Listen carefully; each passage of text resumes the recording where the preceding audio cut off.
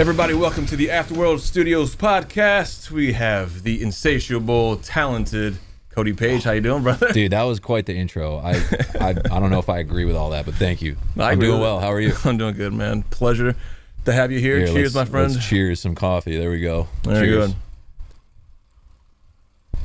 Good. Thanks for having me. Oh, absolutely, brother. This is awesome. This has been a long time coming. Yeah, I was going to say we've talked about this many times. Yeah, so today's here. We're here, man. So today we had quite an adventure, and Yes. I want to talk on a lot of points. One of them, not only music and your musical career, but also what we got into today with Sure. health and wellness. We got a really good gym session in today. We did. So I was just telling you, for the viewers, Yeah. the short shorts, we just hit the gym, so that's why we got the Hoochie Daddy shorts on here, you know? Hoochie Daddy. Hoochie Daddy. True. But It's yes, true. we had a great workout. It was awesome. Solid. Nice pump. So Very good feeling fun, man. No, you are a very knowledgeable dude, brother. Appreciate that. Spent a lot of time, studying the science behind, training and all that, and the anatomy, and obviously for those of you that are watching and don't know, been personal training for about 4 years. So in addition to music, but like you said, we'll get into all that. We So, will yeah, get into absolutely. all that. No, it's true. Yep. So now, branching into your musical career, because Sure. obviously this is a studio. This is what we do here. Yes. We do music. Yes. One of the things that I always appreciated about you, and I've known you, and we've been in circles for the past, I want to say 15 years now, at least. At least, yeah, for sure.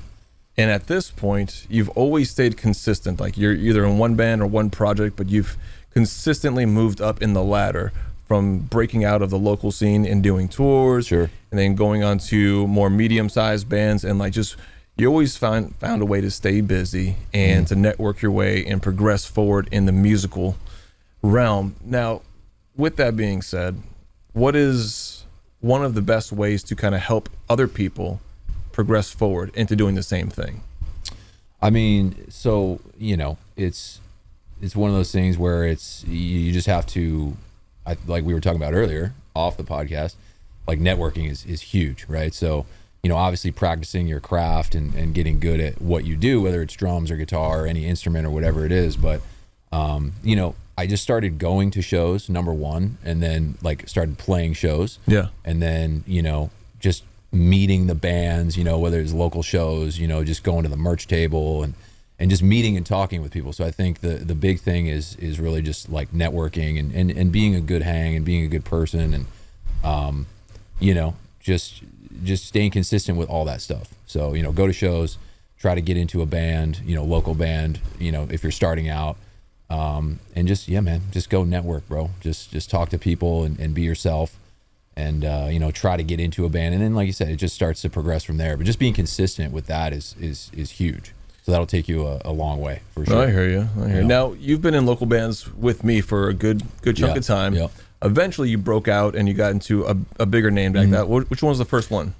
So we were playing locally around here, and then I got picked up by a band called Black Tide. For those of you, some of you might know that band, out of Miami, Florida. Toured with Avenged Sevenfold and did Uproar Festival and stuff. And then, kind of a cool, at the time, they were really young. They were around my age. So it's I'm a fan of this band. And then I started going to shows and I saw them on Mayhem and everything. And, for those of you watching too, I live in Tampa in the Central Florida area. So they were in Miami. So it wasn't that far it's of not a bad. distance. So got picked up by Black Tide off of YouTube. So did a drum cover of one of their songs called That Fire. And that song was on NHL 2K10 or something. Oh, was it really? Yeah, I didn't know that. Video games. So that song gained a lot of traction. I really, really dug their sound a lot. Kind of a cool, blend of Metallica, kind of some of that old 80s thrash into a more new school kind of rock sound eventually. And then, so I got picked up by them. And then that was really where I started just kind of cutting my teeth in the touring world. So, because I just always wanted to tour. That was my main thing when you're a young kid, you want to get into a band, you want to, play shows, and then you're like, man, I want to go on the road. That's true. Just get in the van. For sure. I don't care, screw a job. I don't want to do that. I just want to go tour and just be in a band and just do the thing, So was there an aspect of touring that hit you when you're actually on the road, like, oh, I didn't know it was quite like this? I mean, you hear about tour, but then, you know, when you're sleeping on wood floors and you're like roughing it, you know what I mean? Like, but at that age, you know, it's fun because it's like a new thing, and you're finally getting to experience, you know, like being on the road, like being a real musician and traveling and playing shows. And so, you know, it's kind of one of those things where it's not the most glamorous thing. Like, a lot of people think that it's just like, oh, dude, you go on tour, you made it. And it's like, you know, yes and no, but it's definitely a struggle, you know, until you get into a situation where you're maybe in a bus or a bandwagon or something, or you're making a little bit of money, you know, and you're a little bit more comfortable. You know, when you're starting out, like, it can be rough, man. So it's like, it's exciting, and then you do it, and then you're like, okay, like, I really love this, but damn, it can be tough. It's like, no rough night's sleep. Yeah, dude. It's rough night's sleep, man. But no, I mean, I had so much fun in that band. I was in Black Tide for, gosh, like I joined at the end of 2013, I believe. So like December, started playing with them. And then we did a few tours throughout 2014, 15, 16 in that time frame. I recorded a record with them. And that was an awesome experience too, being in the studio. And that was like my first time in the studio doing a full record. It was like not, I think, gosh, I'd have to look, but like, what studio did you go to? So it was a studio down in Miami. Mariano Aponte, shout out. I haven't talked to him in a while, but he was the owner of this studio down there. And he was, you know, good friends with Gabe, Gabe was our singer in Black Tide at the time. And I would drive down there, stay for, you know, a week or a weekend, whatever. We'd track some songs, or we'd rehearse for a tour, do whatever. Yeah. So I was driving back and forth from Tampa to Miami and commuting, and we just did the record down there, and it was my first experience really, like, again, kind of like we were talking about earlier, stepping out of your comfort zone, because you're just so used to like either playing in your bedroom or playing like local show, and you get into the studio where you have to track everything perfectly, and it's like, that's my first time doing that, right? So I'm like, oh, dude, like, and to be honest, there were like parts on the record that, you know, they kind of had drums already written, like programmed, sort of deal. I didn't write the drums, I just tracked the drums on the album. Sure. But like, I had to, like, I couldn't play some of the stuff, you know what I mean? So like, I'm in the studio recording this record, and I'm like, okay, well, I got to learn this drum part first. So you're sitting, and it's like stressful, dude. You know what I mean? Like, you're trying to, like, you're under the gun. There's like a time frame, you know, the label says this, we need this by then, and blah, that's blah, a good blah, point, yeah. So there's that side of it, and you're trying to rush to get this stuff done, and you know, so it was a challenge, man. It was awesome though. I would never trade any of that, you know, even though that band, you know, didn't really work out, and I didn't stay with that band. It was a lot of fun, and I grew tremendously as a musician. So very grateful for that opportunity. But yeah, did the record, toured for a few years, and then, you know, things happen and people kind of, you know, end up falling off or whatever. So and then just kind of went on to other projects after that. So yeah, but that was like the first one, essentially. That was the first one. I remember that being a big deal when it came out. Everyone's like, "Man, you hear about Cody?" I was like, fucking, he's been doing it. And that's the thing about, well, with doing anything in life, but it's just staying consistent. Yeah. And becoming known. Yeah. And making yourself known, and putting that effort. Just giving you shit. No, it's all right. It's slowly. We're good. One of those things. We good. Yeah. Fast. But so there was a bit of time that elapsed from that to the next big project, which was. So the next band, the band I'm currently still part of, is Famous Last Words. They're the metalcore band originally from Michigan. We kind of based the band out of Florida now. But yeah, so Black Tide kind of ended. I stepped away from it for some personal reasons and things like that. 2016, and then, you know, didn't really have a band, didn't really have any projects going on, and I was working at Guitar Center, close to here, by the way, which we just passed. So I was working at Guitar Center, and I had a mutual friend there. His name was James. He worked in the guitar department. Yeah, and he was friends with our guitar player Evan. And at the time, they were having issues with their drummer, and I was a fan of the band, and I kind of caught wind of that, and I had told my friend at Guitar Center, James, shout out James, he kind of helped hook us up. So nice. I was like, dude, I just, not in a band. I just want to tour. I want to play. I want to find a new band and get back to it. So he kind of like put me in touch with their guitar player, Evan. I talked to Evan, and they needed a drummer. They had a tour coming up, and I think they had like someone else, in the industry. It's kind of like, if you need a musician, you're going to go for like somebody who and you're like friends with, maybe somebody from another band who you already know can like play the parts. Sure, yeah. These guys had no clue who I was. Yeah. Like I didn't know these guys, right? So I essentially ended up kind of linking up with Evan. We chatted. I was like, hey man, I'm available. I'd love to do it. I love the music. It was like a week-long tour too, so it wasn't anything crazy. So they ended up sending me the set list. The other drummer situation, they had a fill-in, didn't really work out. So that was my opportunity. So flew up to Michigan, not knowing any of these dudes, right? So I'm going into unfamiliar territory. I'm just like, hey, yeah. I learned the set. I think it was, maybe like 8 or 9 songs, something like that. And it was like a headline tour.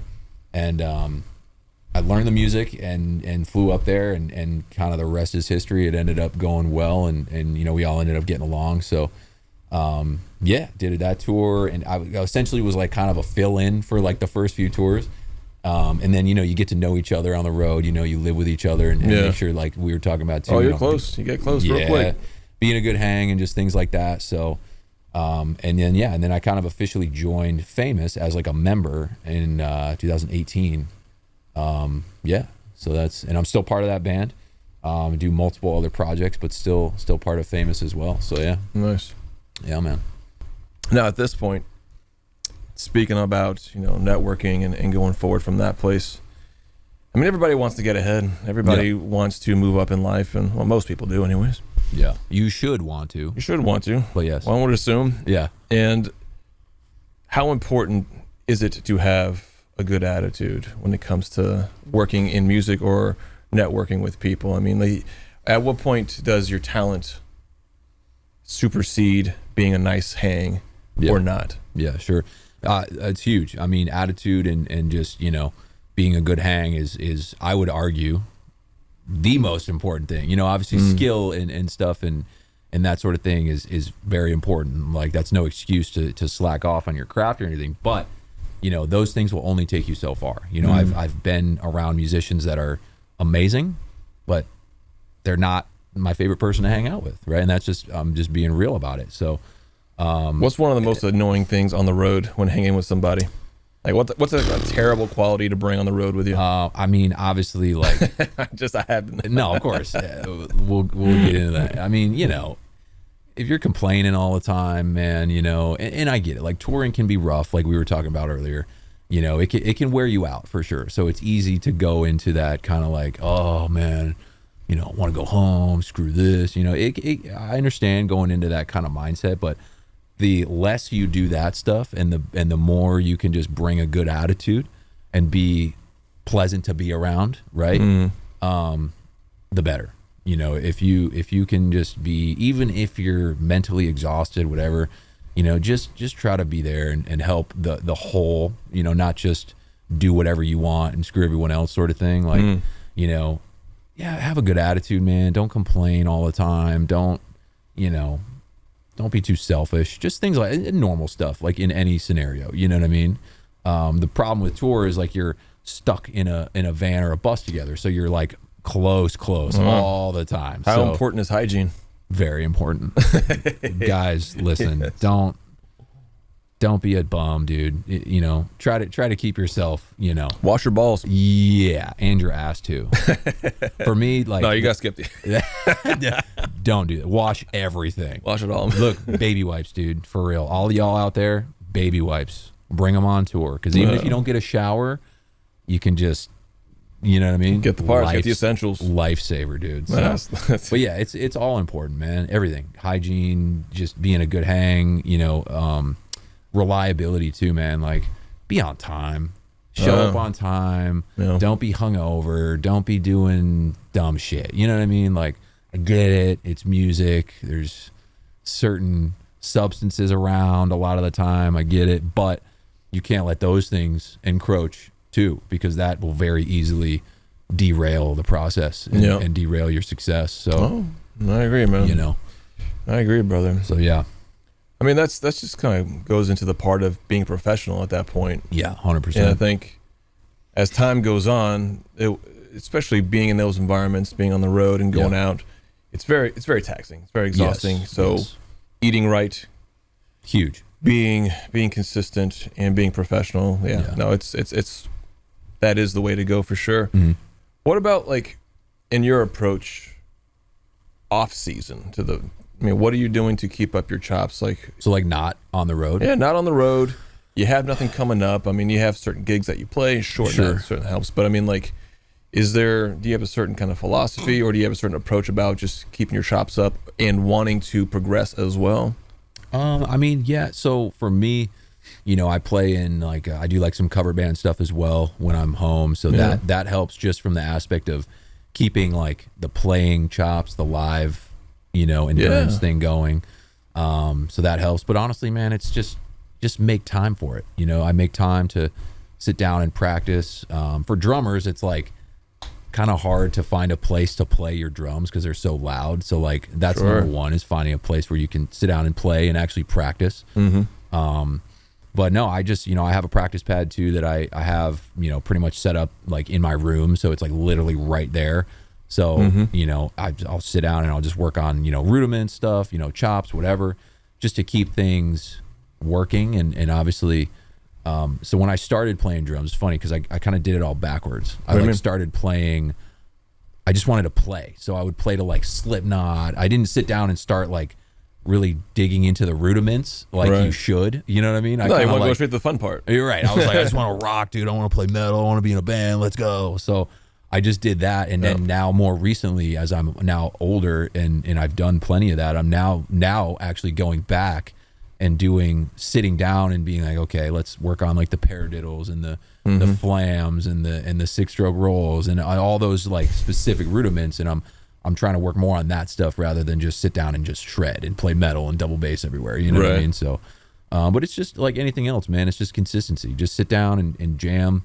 You know, you don't have to practice 8 hours a day every single day. It doesn't have to be that extreme, you know? So for me, I just make time to work on, you know, like I said, those rudiments and just try to get a little bit better and, you know, just practice as much as I can with the time I have. So yeah, nothing crazy, no crazy routines, just consistency, man. You know, that's the most important thing. I saw your quote today on your story. Success is the summation of everyday small efforts consistently over time. 100%, dude. Like, and that's the biggest thing too. I think I struggled with for a while is I would be like, oh man, I gotta sit down and just like, I got to do this and that and learn and this practice like all day. And it's like, it doesn't have to be that, right? Like even if you can sit down and woodshed chop for 10 minutes, just do something, you know what I mean?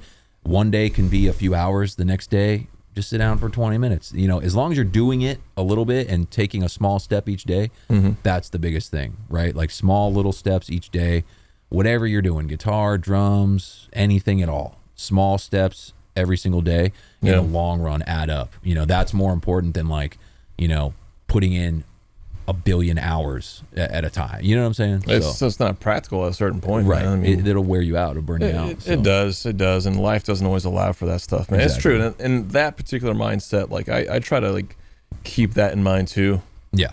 Because, you know, we all, you know, we're both ambitious people. We want results, and sometimes we have to like temper our patience. For sure. And it's tough when you're in the storm. You don't really see the result of it, but like over time, you know, if you do that every single day over the course of a year, man, 10 years, 5 years, 10 years, 15 years, now you're somewhere. Yeah, exactly. So it can be hard, man. It can be tough to like keep, again, with anything, man. It's like when you don't get the result you're looking for, and it's like, you know, you just got to keep going, man. You got to just like trust the process and have the faith that if you keep doing the thing, eventually it will pay off. You know? So you just got to do the thing, a good man. One.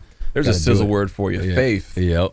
Is faith part of the process for you in like going forward and moving forward? How so? For sure. I mean, I'm not, you know, a huge religious person. I am religious. I'm Catholic. I grew up Catholic, but I've always had a faith and believed in God or, you know, higher power, and just, you know, I've experienced times where I feel like the result I got was strictly because I just believed. You know what I mean? I just had the faith that it would work out. Like the opportunities we were just talking about, the two bands that it's like, I didn't know if I put up a YouTube cover and it's like, I had no idea. And it's like I felt like nobody would see it, whatever. And then it's like years later, right?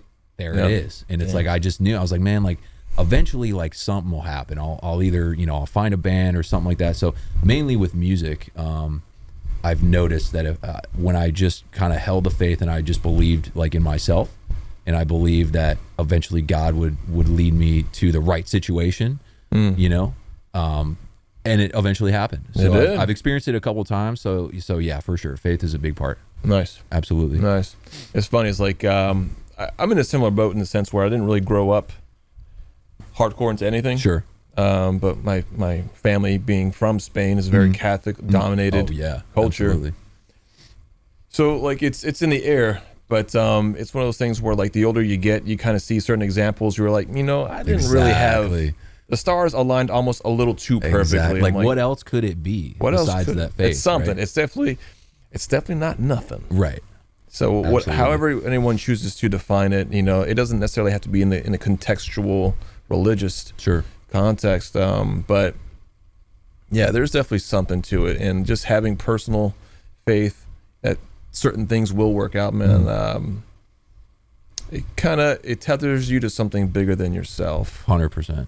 Yeah, 100%. That's cool, man. Absolutely. Yeah, whatever you believe in, God, the universe, whatever it is, you just got to have that unwavering belief, and have that faith that things will work out. Like I said, if you just do the thing, just do it a little bit every day, eventually, I can't tell you when, it's different for everybody, right? It's different for everybody. Eventually, if you just believe and you have that faith, things will work out, man. 100%. So kind of touching on what we talked about earlier and what you just said is like, no one can tell you when your time will come. And it's important to not measure yourself against other people's success. Yes. What do you think about that? Because obviously you being in the professional realm, it's very competitive. Yeah.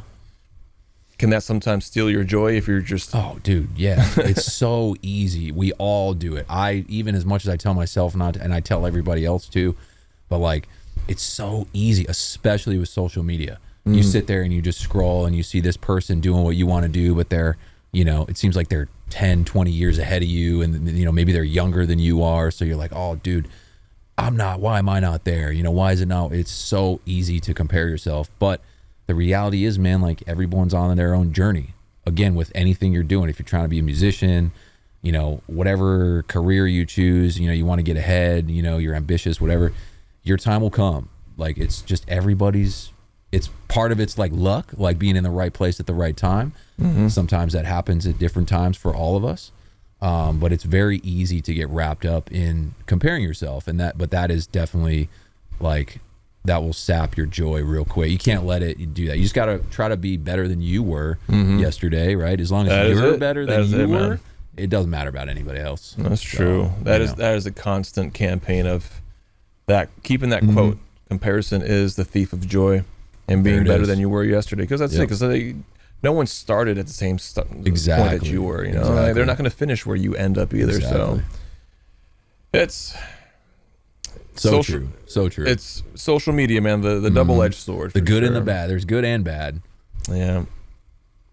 Yeah. Can't compare yourself, man. Just focus on your own journey, man. Tunnel vision, and just go for what you want, and just go at your pace, what you can do and what you can manage, and nobody else's opinion or it doesn't matter. No, it doesn't. That's it, man. So when you've been doing drums for what, 20 years now at this point? Yes. Yeah, long time. I started playing drums, I was like 5. Youngster.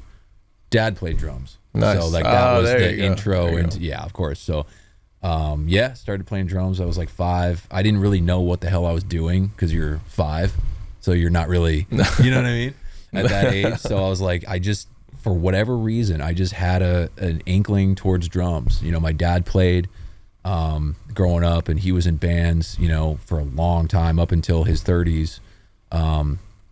Essentially, when I was born, he kind of put it to the side to kind of, you know, be a dad, be a father, that sort of thing. So, but yeah, he got me into it initially, and then I started playing when I was like 5. I would say I got like serious, like really like, oh, I can like play. You know, I was probably like 10, 11 when it was like more of like, oh, this is, I can actually do this. Like I know what I'm doing. You know, I learned like how to play like 4/4 and started playing to like some easy rock songs, and I was like, okay. So about 10, 11. Okay. So, yeah. Early. Yeah. Early, yeah. Yeah, I'd say, but 20, 22 years, somewhere in there. When I was 10, I wanted to get my first drum set because my uncle, he was a drummer. Okay. Still a drummer. Nice. Yeah, you know, he plays in the Dirt, that Motley Crue tribute band. Yeah, that's right. Okay. I saw his drum set. I mean, he was drumming during the 80s and the height of glam and all that stuff. Prime 80s hair metal. So, oh my goodness. So seeing those big drum kits, I'm like, oh, I want one of those. My parents are like, no, you will not. Too loud. So I feel like a lot of people want to start out on drums, or they do start out on drums, but like you just said, it's like it's tough to have like I was very lucky. I was very fortunate. Like I said, my dad played, and my mom would go to like my dad's shows a lot and stuff too. So they kind of knew like if I wanted to play, they were like, all right, like, you know, my dad had a drum kit, so I didn't really have to go like buy one. The lucky few. I was like, dude, yeah. So I'm very, very fortunate. Shout out mom and dad. They were super supportive. That's awesome. Still are, of course. That's awesome. But yeah, they let me play. Obviously not, you know, until wee hours in the morning, but they would let me play after school and things like that. So they gave me the opportunity to practice and to do it, you know. So yeah. So 100%. Shit, man, like, so it's even longer than 20 years at this point. You're closer to like 27? Yes. Damn, boy. Yeah, long time. Long time. So I mean, now your approach is different. Your why is different. When you play drums now and you involve yourself in some kind of new project, what kind of approach do you take to bringing your essence and your thing? Because anyone can play drums, anyone can make loud noise, make thing in time. What makes it more fulfilling for you now? You've been doing it for so long. You know, I think a big part of it is just like I've been doing it for so long, and it's like the one thing that I've just always been like, I had a knack for it, always been good at it, always enjoyed it, always liked it. And it's just, you know, like you kind of like certain people have like a calling, right, to do certain things or like a purpose to they just feel like they should be this thing or this type of person. And drumming is just one of those things, you know, no matter if I'm whatever band, if it's a big touring band, if it's a cover band, if I'm in one band or 4 bands, it doesn't matter. Like, I just always enjoy playing. I love playing live shows. I love entertaining, and I love rhythm, and I love just being able to be that backbone and that foundation in a band. I just love that. I love doing that. So, and then, you know, you express yourself through your instrument. So for me, you know, playing metal and rock, I just always loved, you know, the double bass and just all that. So I just love to play, man. So, I don't think that'll ever go away. You know, we know musicians and there's a lot of musicians that get into this and then they kind of give it up or they quit or they kind of get, you know, like a normal job or whatever. But, you know, for me, it's like anytime I've like stepped away from drumming and like done some other shit, I'm like, dude, I just want to play. Like I'm always like, it's like a magnet. I'm always drawn back to it. You know what I mean? So I'm like, this is it. I'm just going to do it. I'm just going to do it forever. You know what I mean? Like every time, you know, I miss it and I get sick of doing whatever I'm doing. You know, if I go long periods without playing or touring or whatever, you start to get that itch every time. So I just don't think that's ever going to go away. No, so I think it's just one of those things, you know, for me, I just, you know, I love to play and I try to just, you know, do my best in whatever project I'm in, whatever band I'm in, and bring my own flavor, my own flair, and my own style into it, and just, you know, just do it, man. It's just fun. It's got to be fun. It can't not. When it's not fun, then, you know, that's a problem. But for me, it's always been fun. Even times where it's stressful and you're on tour, like we were just talking about, you're exhausted and you just want to go home.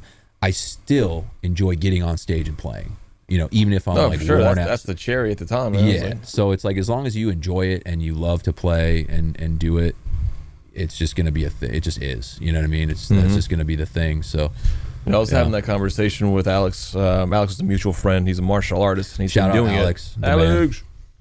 And he's been doing it for so long, and it's just part of who he is at this point. Right. And I asked him, because I always ask these questions. It's who I am. Yep. Would you ever stop doing it? He's like, dude, it would be harder for me to not do it than to just keep doing it. Right. Like it's like I guess that's what I'm trying to say. Yeah, exactly. Right. Like it's just easier if I just keep doing it because like 100%.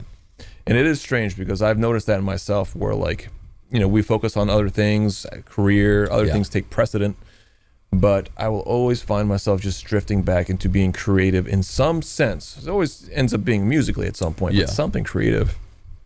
And there's something to be said about following that gift, following that magnetism to essentially what you are, because you've been around it for so long. We've been around it so long. It's nothing new and novel about it, but the reality is, whatever your gift may be, it's like it's almost like God gave you these types of gifts to lean into it and do something with it, because 100%. And it sometimes I think like culture nowadays, there's so much exposure to everything. Like everything seems like it's like, it's not a big deal. Everyone can do that. Everyone plays guitar, everyone plays drums, so on and so forth.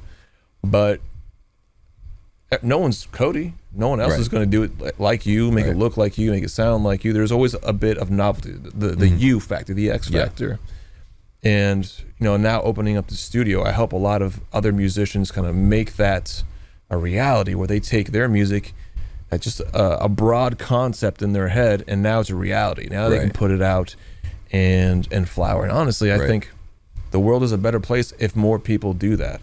I don't care if you're a musician or professional underwater basket weaver. Doesn't matter, man. It doesn't matter. It's your gift. Whatever it is, put it out there. And I really do believe like the world would be a better place if more people took the courage to do something like that. Yeah. And unfortunately, not always does the society reward that as well as one could, because you still got to pay your fucking bills. Yep. But it takes courage to do that, and I see that in you, man. So I appreciate that, just keep going, man. I appreciate that, man. That's, and touching on that too. Again, we were talking about this a little bit earlier after the gym, but it's like, your comfort zone, man. Like the times where I've had to, like, got that call, like, hey, man, like, you want to like come audition for this band? It's like, dude, oh shit, I got to learn all this music. It's like kind of scary. Like, you know what I mean? Like you got to. You asked for it. Exactly. But like now that's the opportunity, right? Yeah. So it's like, it's going to be scary. Again, whatever it is, music, engineering, whatever the hell it is. If you get that opportunity, you get that call, it's going to be uncomfortable. It's going to be scary, but like, that's your opportunity, like you said, to like have that courage to take that step and get to that level you want to be at, right? So, and because when you look back, you're going to be like, damn, that was scary, but I'm sure glad I did that. You know what I mean? I'm glad I took that risk, That's true. No risk, no reward. None. Zero. You and have to. It's nuts how, like, what we said earlier is just how quickly time progresses. Yeah. And if you don't take risks, you really don't get very far. Yeah. And a life unlived, of the potential of someone unrealized. Yeah. Me personally haunts me. That's a scary thing to think about. It is, because like you never get your time back. It's the one currency you can spend and never get back. And 100%. It goes by faster the older you get. So like it being very intentional with where you put your time and energy and who you have around you. Yeah. Absolutely. It gets more and more of a consideration as we get older. So kind of leaning back into that, networking and musicianship and, no man is an island. It's, you're always working in tandem with other people to help make a dream happen. How important is it to have a strong network behind you and keeping it clean? Is it important, or can you have some parasites around? I mean, it is huge. That's super important. I think you're going to inevitably run into those sort of people that, maybe not the best person or the best influence for me for where I want to go. And it's one of those things where, you're going to run into those people. You're going to meet those people. You can't, I don't think you can like fully avoid it, but just being aware and being conscious of the people you are hanging around with, right? If you realize that, somebody is like that, then, if you want to level up, if you want to progress, or get to where you're getting a bigger band or whatever, and this person maybe is not going to help you get there, or they're maybe, you know, just not the best influence, whatever you want to say, you know, again, you gotta have to just assess that, and if you need to cut that person out, you gotta cut them out. So again, obviously, you know, you don't need to be like malicious about it or be like, you know, totally, you know, total dick. Not unless they give you a reason. But like, you know, you gotta pick and choose the people that you want around you that are gonna help you get to where you want to be. If you want to, let me put it this way: if you hang around 5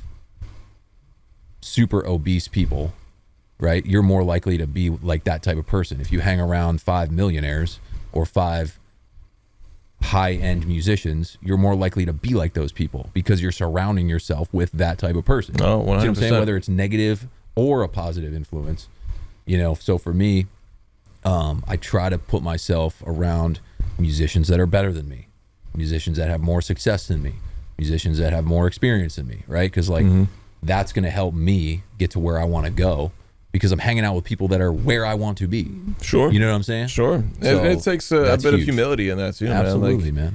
Like ego is not your amigo in that regard. Yep. Because there is a lot. There's a lot of skill sets out there where you're not the top dog, and you got to swallow your pride a little bit. But that's how you learn. There's always somebody that's going to be a little better than you. Oh, for sure. Always. Sure. No Stay humble, man. That's where the growth is. Exactly. Stay humble, man. Exactly.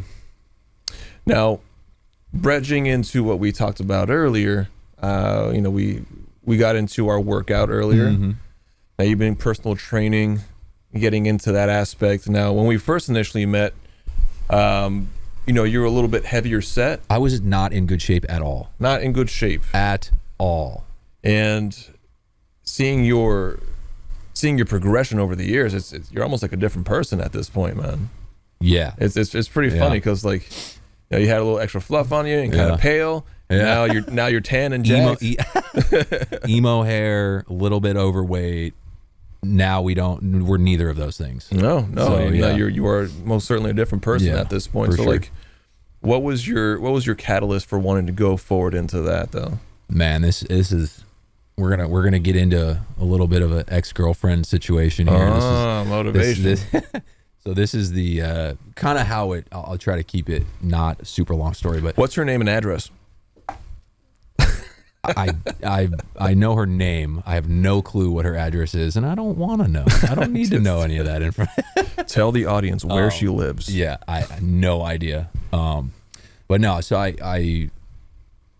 so this was probably around when the fitness thing came into play. It was I had always tried to like get in shape, like quote unquote, right? Like when I was younger, you know, you're in, you know, high school, and I always wanted to like look a certain way and be, you know, in good shape and have like abs and all that stuff, right? The stereotypical kind of like lean look. And I would try over and over, and I didn't really understand, like, you know, counting macros and like calorie deficits. I didn't know this stuff back in the day, right? Because I was, you know, a lot younger. I just didn't have the education, no, of course not, and understand how it all works. So I would go work out, and it would, like, you know, maybe see a little bit of result, you know, not much, or nothing would really happen in like a couple months, and I just quit, right? Like a lot of people do, right? So like I've been in that situation where I would try and it wouldn't see results. It was just so frustrating. I just couldn't get the grasp of it, right? So fast forward, you know, in my like kind of early mid-20s, and I go through, I have a relationship, and I go through, it was a terrible relationship. It was awful. So I was just basically like at rock bottom. Coming out of that relationship is when this all started. And I was just at like a super low point, and just the heaviest I had ever been, super out of shape. I hated the way I looked, like no confidence, like at all, right? So, and as a man, that's like, you don't want to be there. You don't want to be that man. Yeah. So here I am, I'm like, geez, I think I was probably like 25 at this time, right? So I end that relationship, you know, move back home with my parents, you know, get my shit straight. You know, mentally I was just in a horrible place.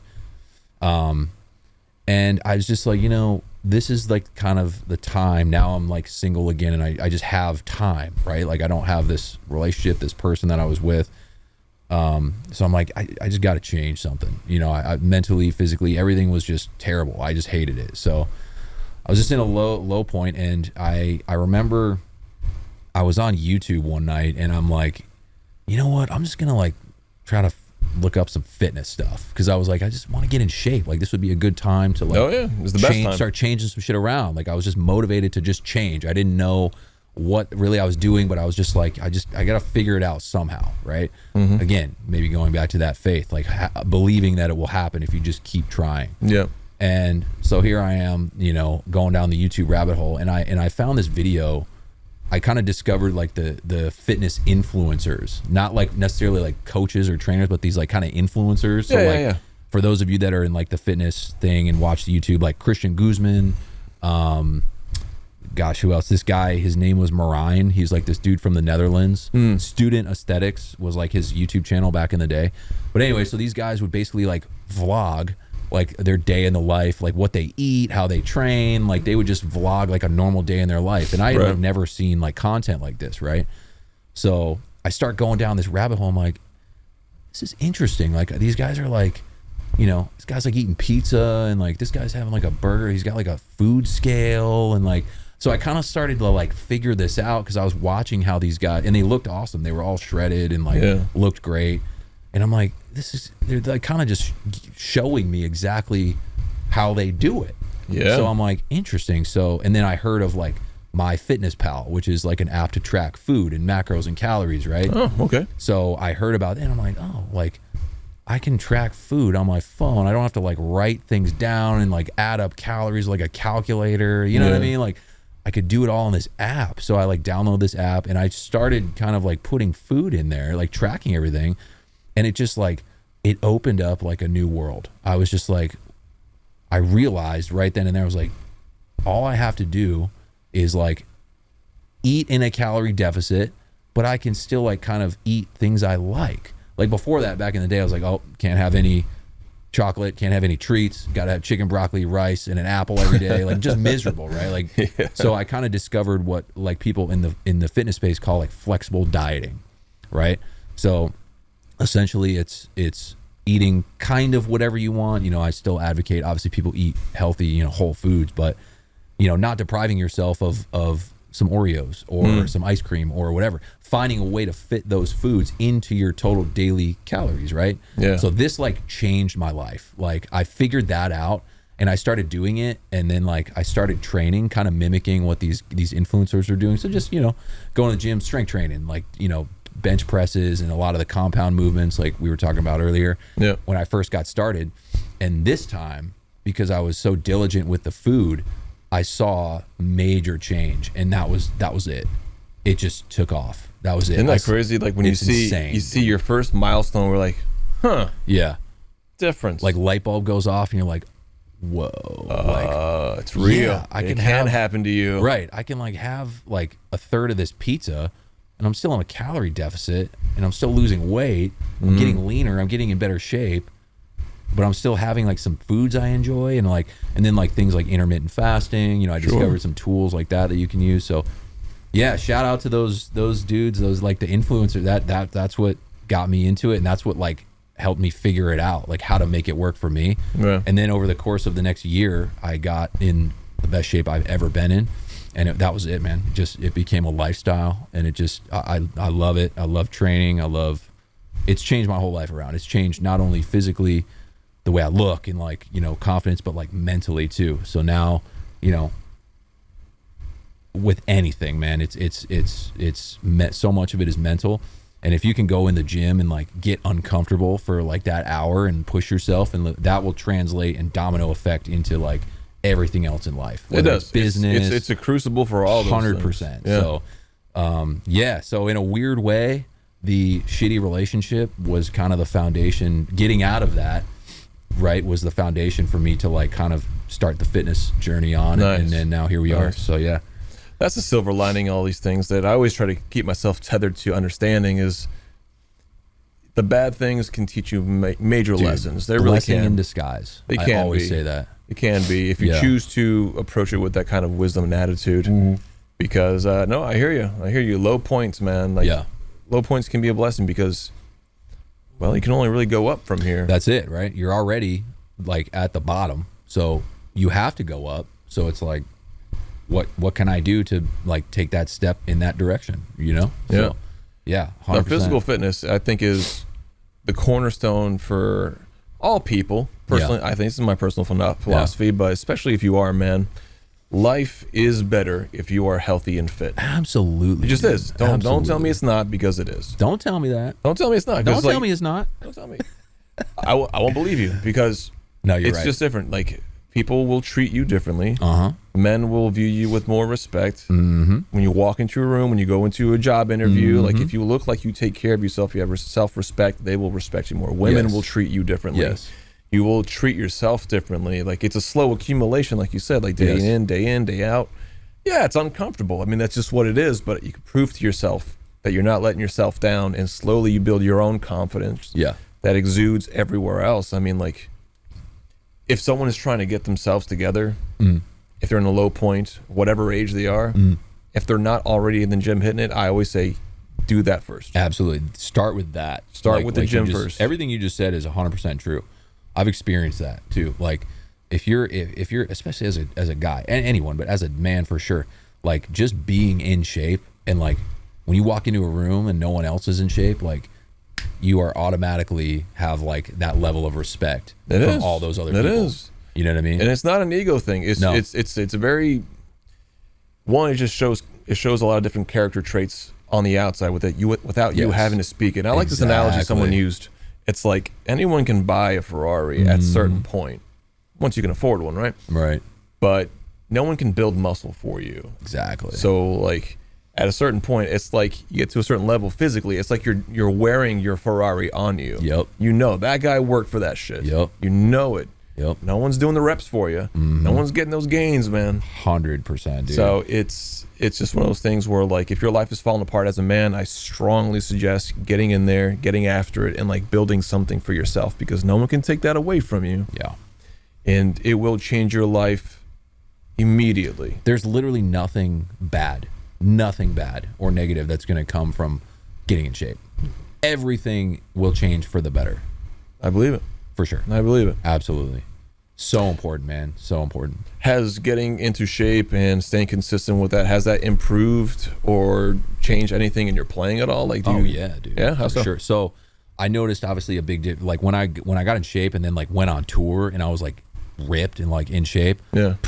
Dude, like endurance was like, you know, just playing was so much better. Like the ability to just get through a show without being like as like winded and like, you know, so from like an endurance aspect, absolutely. And then just, you know, like you look way better, you know, on stage with like, which is never a bad thing. No. So part of being in entertainment is like, obviously, you know, putting on a show and looking a certain way. So yeah, absolutely. It helps in any aspect, but especially like as a musician, if you can lose weight or whatever you're trying to do, you know, just get in better shape.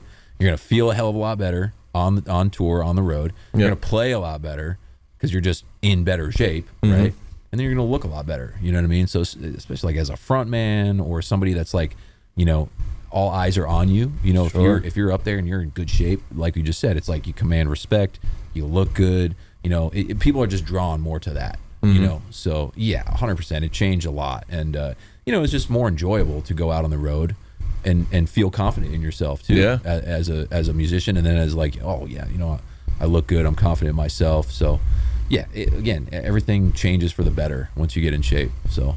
Nice. Absolutely, man. Yes, sir. Yes, sir. Yes, sir.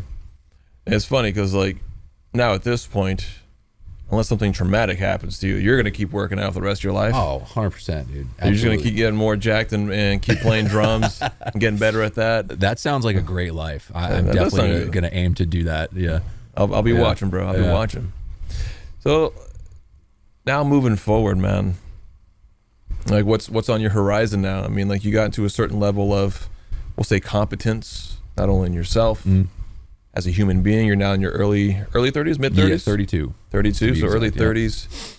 You're hitting that, you're starting to hit a stride now where, like, you're, like we said earlier, you're old enough to have the experience, still young enough to do more. Now you're in better shape, good at your drumming skills.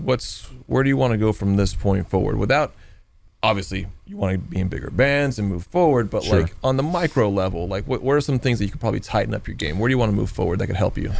You know, recently I've kind of doubled down on like the content sort of thing. So like, you know, I've been posting like a lot of drum covers, like, you know, YouTube shorts and like and I never took like the content. I would kind of start and stop. I'd put up a cover here, cover there.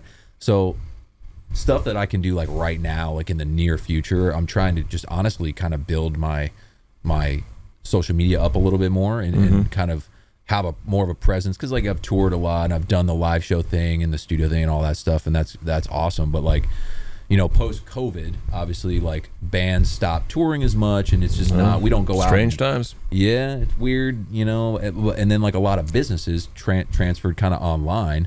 So I was like, you know what, like I could hold my own in the YouTube space, you know, or the Instagram reels or whatever. So like short-term stuff, I'm really just trying to kind of hammer the content down and just showcase myself, even stuff like this, you know what I mean? Just podcasting, just being kind of more open and out there as a musician, as a fitness, you know, person, as a coach, things like that.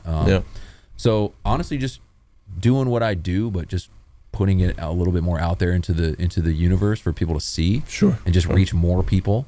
You know, whether it's bands that need a drummer or people that, you know, want to improve their fitness, you know. So yeah, I just do what I do, but because I enjoy it, but now I just kind of put it online and be a little more consistent with that. So I hear you. That's like some short-term stuff. That can be a part-time job for sure, man. And I hear you. I am struggling to do the same thing, but I think, you know, putting yourself out there with the right intentions, I think it's only going to yield better results for you, and because you never know who you're going to reach. Exactly. And you never know what eyes are on you and who you are influencing for the better.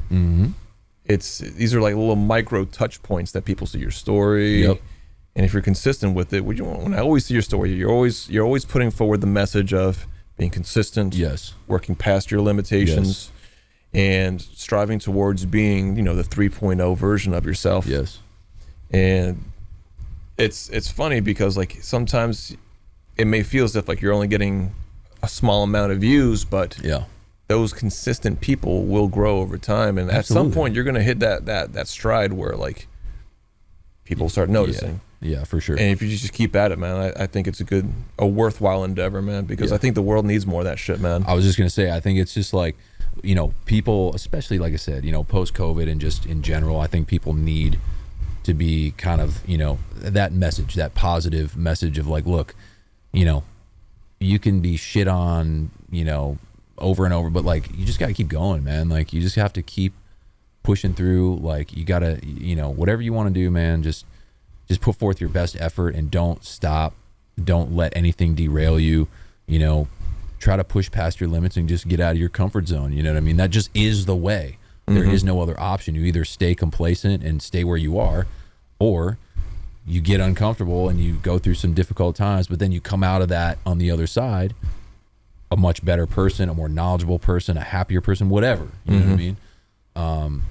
So yeah, I always try to preach that and try to send that sort of message, because, you know, it's people are, you know, if you're on social media and you're consistent, your post, you know, people are watching and absorbing that stuff, and they're going to remember what you post and what kind of message you are putting out there. You know what I mean? So and it's funny too, man, with that, it's like a lot of people, because they're so inundated with content, they may not always remember every little thing that you do, but they will remember how you made them feel.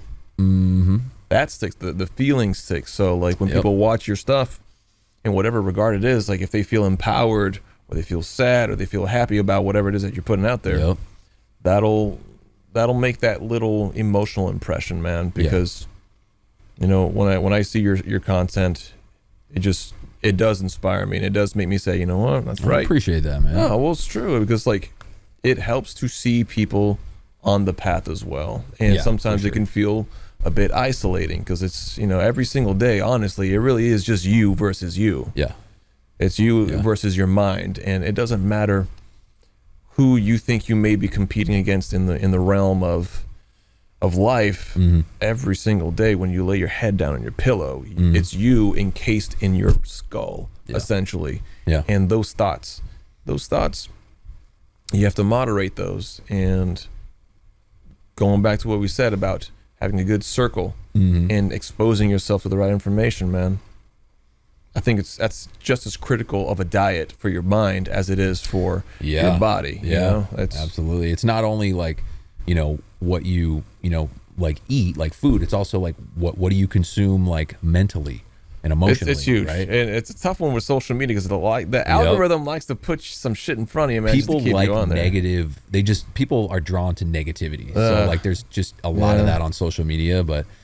Yeah, you got to weed through that, and then find the good, the positive influences, the people that are like. If you go look at the people that I follow, it's like 90%, people like that are saying the same thing I'm saying, right? Because it's like that's who I want to be around. That's the type of person I want to be. So it's like even on social media, if I'm gonna follow people and absorb their content, well, okay, it's gonna be musicians, drummers that are in bigger bands than me, better than me, fitness people that can teach me stuff that I can learn from, you know what I mean? That preach the same message I preach, right?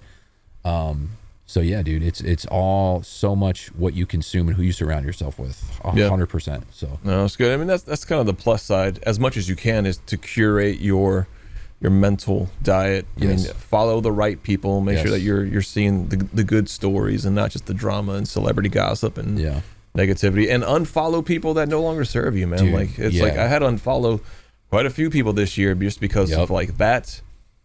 I don't want to see their thought garbage on my wall. You know, it's a good like, word, because I'm like, it's like you wouldn't tolerate somebody coming into your living room and spreading a bunch of trash on your floor, right? Exactly. Why would you let them do that to your mind? Exactly. I'm like, all right, well, unfollow, because like I love you, buddy, but you're just we're not aligning, and I don't need to see that shit, because like it's those micro exposures to either the right material or the wrong material. It feeds one wolf or the other.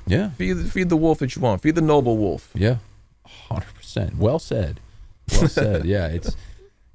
just, you just gotta just be around people and be in front of people that are gonna have that positive influence on you, because like I said earlier too, it's like whoever you surround yourself with or whoever you follow on social media, you're going to end up becoming like those people, because that's all you're around. That's all you're taking in. So, decide who you want to be, where you want to go, and then find those people that are doing that, that are that type of person you want to be, and just do what you can to be around them, or follow their content or whatever. And then, man, get rid of the,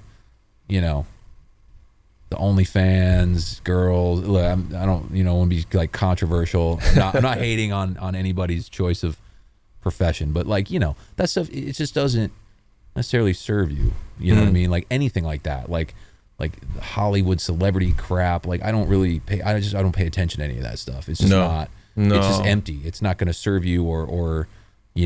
So yeah. Anyways, get rid of the negativity. So you don't have an OnlyFans? No. Maybe I should. Maybe you should. Maybe I should. It's just pictures of your calves and your quads. It's just me doing double bass. It's just for only an quads. Hour. Hoochie Daddy shorts playing double bass for 2 hours. Comment if you want to see that. No, I'm kidding. I'm not. Comment down below, right? It's hanging with you today has been very refreshing, bro. And likewise. Long time coming, and I know like we've been like orbiting each other for a while. And it's cool to see both of us progressing in parallel dimensions. And coming together now as more established men. Absolutely. So it's just keep going, bro. I think that like all the stuff that you said about me like applies to you too. Like just like stepping up, like you're doing so well, like we're both just doing well. Stepping into other things like, real estate and just doing other stuff and just succeeding and having success. Like, so yeah, man, it's cool. And from a friend to friend, like we don't hang out all the time, but, we've known each other for a long time. So like you said, to look back at where we started playing shows and to come up through that and then like, have some success and then have some success at other things. You're looking awesome too, jacked. I was just commenting on that earlier. And it's nice to talk to you about like the mindset stuff and it seems like we're on the same wavelength, so that's awesome, man. It's great to see the progression of that, like I said, we've known each other for a long time, so yeah, man, it's dope. More years to come, man. Absolutely, More years to come, dude. Man. So like let's just strengthen the tribe and you get more peeps on board, man. I think this culture needs it now more than ever, because it's just can't let the I think the whole world needs it. The whole world needs it. I can't control the world, but I can control my little circle of Pinellas County, man. So I'll start there. Yeah. But brother, just keep doing your thing, man. I'm proud of you. Thanks, man. And I appreciate you coming down and showing me what's what. What we're also going to do is we're going to have a separate podcast and a separate section of this podcast of the workout that we did. A lot of really good tidbits for you guys who are into fitness, who are looking to get a little more in shape efficiently. All right, so earlier we went into the gym. We had a certain kind of intention in mind. Now, you've been doing personal training for 4 years now, just about. And October next month will be 4 years exactly. Beautiful. Time flies. Nice, man. Yeah. And I wanted to approach that with the intention of like, what kind of exercises can we do, mainly focusing on upper body, to kind of help shape and build strength in the fastest way. So like, if somebody new wants to come into this, how can they get the most results the fastest, so they don't lose steam, if you will? There's no easy way, there's no easy ticket for sure, but like, what's the best effective exercises? Can you walk us through like that whole section of what we did? So we did an upper body workout, and this is what I tell clients, I tell anybody that I have this conversation with. So if you're starting out and your goal is to just, you want to look better, you want to feel better, you want to get in better shape, right? Your compound movements, so your bench press, whether that's a barbell, dumbbell, lat pull downs, rows, again, dumbbell, cable, overhead pressing, squats, for lower body, deadlifting, things like that. Those compound movements are going to really give you the best bang for your buck. They're going to build the most full body strength all over. And I know guys always want like, oh, I want a big chest. And it's like, yeah, but you got to hit everything. You want to look proportionate. You want to be, healthy and look good all over. Sure. So, your big compound movements, those are going to be the most effective at building strength and then shaping your body the way you want to look. Most people want that athletic, kind of toned up, lean look.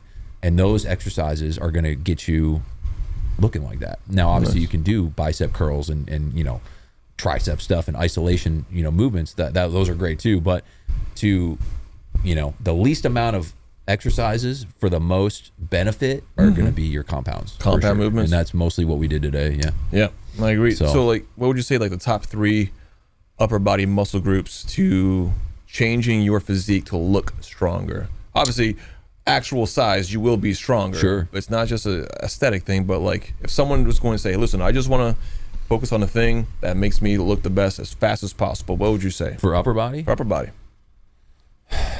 Bench press. So me preferably, I like dumbbells. So I would hit a flat dumbbell bench press, right? And for chest, if you're gonna do back, I would hit like a barbell or like a dumbbell row, and then like an overhead press for shoulders, because those are just the big compounds, and they involve, not only just your chest for dumbbell, but you're gonna get a little bit of shoulder work. You're gonna get a little bit of triceps in there too, because you're pushing. Those are like generally your pushing muscles, right? And then for like, your posterior chain, so your back, barbell rows are going to hit, a little bit of biceps, right? A little bit of like rear shoulders, rear delts, and then your lats. So you're kind of getting like 2 or 3 muscle groups being hit with one movement. So that's the best way to build muscle, build strength, look better, feel better. I mean, I could go down the list of benefits of strength training. It's insane, but I would stick with those for sure. I got you. Yeah. Bench, rows, overhead press. Yeah. Overhead press is fantastic, man. Yes. Like getting those, I would say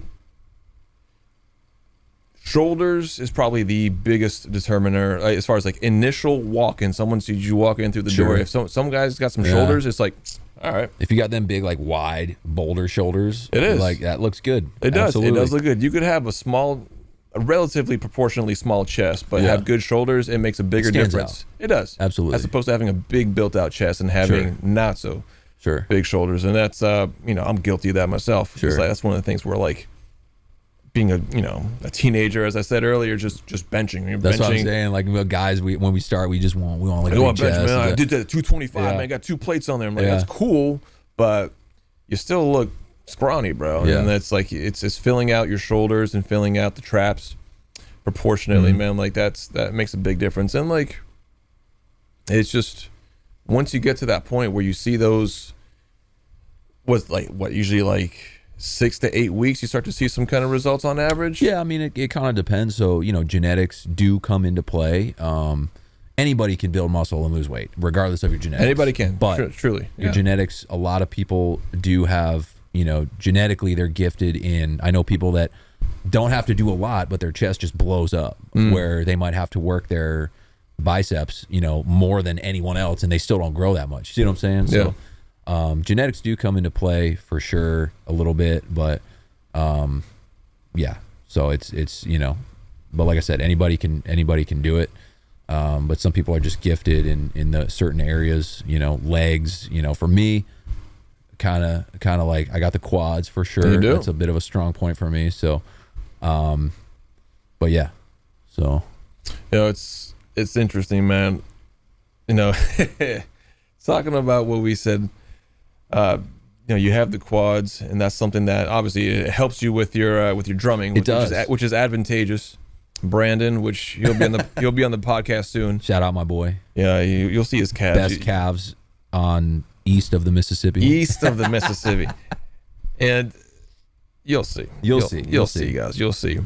My strongest suit was always just chest for some reason. I can develop a good chest, strong chest, but I could never get my shoulders and my arms to just fill out in that way. So like I had to pay extra attention to that to get them proportionately. Yeah.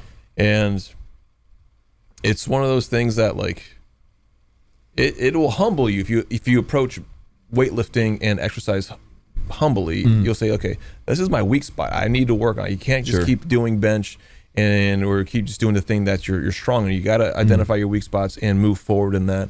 And I always find that like a really good tandem to cross over to other aspects of your life. Like look where you're weak in. Exactly. Are you weak in your finances? Are you weak with your addictive behaviors? Like if that's a weak point, man, call it out and fix it, man, because like it's what your behavior in the gym will certainly spill over into your behavior outside. Man. It translates into everything else, because like if you adopt the discipline to like, again, because like working out and like training like if you go in the gym and strength train like for real, and you're not goofing off sitting on TikTok or whatever the hell scrolling for 20 minutes, if you actually go in and do a hard work, it's very uncomfortable.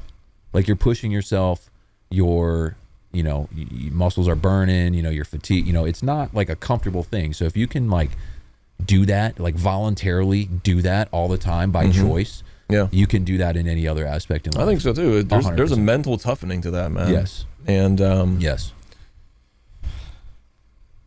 As a man, I don't think you're complete without having to do that, man, because life will test you, and that's part of the process, like you do not get stronger without going through the fire. And nothing gets stronger. That's just what it is. Don't get mad at it. It's just what it is. Exactly. But that was a solid workout today, man. And I appreciate you sharing your wisdom in that. Of course.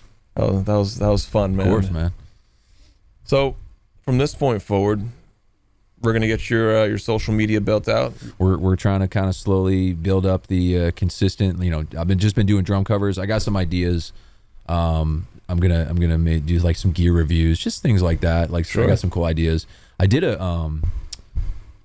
like a day in the life of like a working drummer video. I saw that one. Yeah, so I filmed it. I put it on Instagram and then like Facebook, and it got like, and that's like the first type of video I've ever done like that, where I like filmed kind of my whole day. It was like a gig we had down in like Fort Lauderdale with one of the bands I play with, and I kind of was like, I'm gonna, like, people are kind of always asking like, what do you do like when you're not playing? Like, what does a show look like? This and that. I'm like, I'm just gonna, a lot of setup and a lot of waiting. I'm gonna film this, and I'm just like I had this idea. Yeah, exactly. Hurry up and wait. And I filmed the whole thing, like like load in, sound check, line check, all those things that we do before a show. And it popped off, and it got like 15,000 views in like a week or some shit on like Instagram. And then I put it on YouTube, and it did like the same thing. Okay. And I was like, damn, like, all right, like one video, and it did like, 15,000 views really is not a lot, but it was way more than anything else I've ever uploaded. So I was like, all right, cool. So that kind of sparked the idea of like, oh man, maybe People take like it a little to more see. serious. Yeah, they like to see what's under the hood. Exactly. Man. Yeah. Exactly. So that was cool. So yeah, man, just we're gonna keep kind of doing the short form stuff, stuff like this podcast, Sure. all this stuff is super fun. So yeah, man, just try to keep grinding on that and just grow, as a drummer, as a musician, as a person, just that work ethic gets better and better and stronger and stronger. And if you choose to do something, just stay committed, man. Stay the course. You know what I mean? So Yes, sir. I don't expect to like blow up. I'm not trying to be like some social media star, especially overnight, but just doing the thing consistently over time eventually is going to yield some sort of result, Sure. whether that's a band that needs a drummer, or I meet other musicians that we form a band or collaborate or whatever. So there's so many options now besides just being in a band and going and playing shows. You Sure. can do so many different things. You can collaborate. You can just whatever you want to do. But yeah, so we're doing the content thing. This will definitely be up on the YouTube as well. So Yes. Yes, sir. so yeah, man, that's kind of the plan. Just keep doing what I'm doing. Just try to get a little better Every day. every single day, man. Every day, man. Yeah, man. Last question for today, brother. Yes, go. What you got? I'm gonna switch it up just a little Okay. bit. All right. What are some of the things that you are most grateful for that you thought were negatively impacting you at the time? Damn, it's a good question. We got the ex-girlfriend. I remember that one. Well, so that for sure. So like I said, like you don't realize it because it's like you're just in an unhealthy relationship. But then like now looking back, it's like if I didn't go through that, like I probably wouldn't be sitting here talking about what we're talking about. So thank you, whoever you were. Yeah, she probably won't see this. If you do, cool. Thanks. Damn, that's a good question. Negative at the time, but ended up being like a good thing I'm grateful for.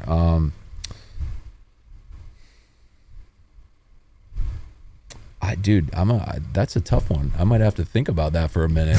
that was gonna be my answer, the ex-girlfriend thing, because like I said, that was the foundation for so much. But I don't know. Like I said earlier, We can do a small one. It doesn't have to be a grand gesture. I went to Catholic school growing up, and like I was never like a religious kid. I was like, religion. But like as I've gotten older, I've kind of come back to it. So like obviously that's not a negative experience going to a Catholic school or anything, right? But like you just don't maybe understand it at the time when you're like that young. But now that I'm older, I'm like, damn, I'm glad my parents, again, shout out mom and dad, they sent me there. Going there and like getting kind of that good foundation rooted in faith and things like that. And then now that I'm older, now kind of understanding it and being like, oh, like I'm super actually really glad that I went that route and I had that foundation, because now I come back to it and I understand it more. So yeah, definitely not like a negative influence, but like something that I maybe didn't understand at the time, but now very grateful for that, for sure. Nice. So No, yeah. I respect. That's a good answer. That's a good answer. I'll get back to you on That's okay. I'll find something that was really negative but is now a positive. That's okay. And there'll be a part 2 to this. I'll probably think of it later and I'll text you and be like, dude, but yeah, That's rain awesome. check on that one. No problem, man. So Well, this has been an awesome podcast, Good man. times. Thank you so much for Absolutely. being on, brother. thanks for having me, man. Do you have any shout outs, anything you want to tell the people? Man, like we talked about, whatever, if I can give a message, whatever you're trying to do, it's not going to happen overnight. If you're trying to get in better shape, you want to be in a band. I actually had a kid hit me up recently on Instagram, kind of asked me, he sent me this long, like, 2-paragraph question kind of about that, like, going through a bit of a turbulent, like, playing music, he's grinding, he's like teaching and he's just not seeing a lot of like progress, or he's like, he wants to do it for a career. And, just grind, man. And just have the faith, and I think people need to hear that in this day and age, is just do what you love to do. Don't settle for some bullshit job that you hate, because like you said, time flies. You're going to look back one day and realize, damn, I wish I would have went for it. I wish I would have stepped out of my comfort zone. So maybe just recapping on like what we talked about, man, it's just super important, man. Have the courage, find it within yourself to step out of the comfort zone, go for the things you want to go for. and just push yourself, man, and have the faith that things will work out one way or another. It's probably not going to be the way you thought it would work out, no, but it will work out yep. in some capacity. So if I could encourage any of y'all to do something, do that, man. Follow your heart and follow what it is you really want to do, but put the work in, man. It's not going to be easy. It's not going to come overnight, but just, do what you really know you want to do and stick with it no matter how tough it gets. I've been doing music. We've been doing music for a long time. I can't tell you how many times I wanted to, like, just this close, dude, just like, screw this. I wanted to quit. You're just so frustrated, but we keep going, man. At the end of the day, you kind of come back to yourself and you realize, this sucks right now, but we're going to keep going. So all y'all out there, keep going, keep doing what you do, put the work in, and good things will happen for sure. Well said, my friend. Yes, sir. All right, everybody. Yes. It's been real. Cody, we'll see you soon, brother. See you, man. Thank you. Nice. Nailed it. Good stuff. Nailed it.